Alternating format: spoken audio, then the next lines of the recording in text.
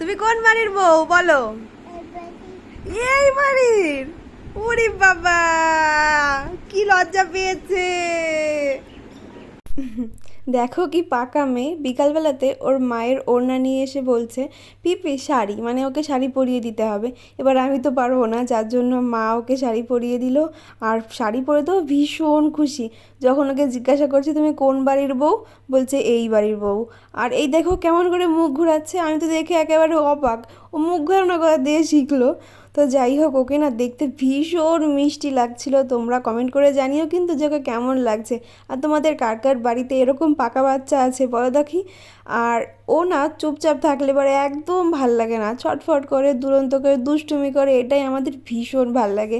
ছটফট করে একটা মেয়ে সারা দিন ধরে দুষ্টুমি করে আর শাড়ি পরে সকলকে দেখাচ্ছে দেখো ঠাম্মি আমি শাড়ি পরেছি। ভীষণ আনন্দ পেয়েছে।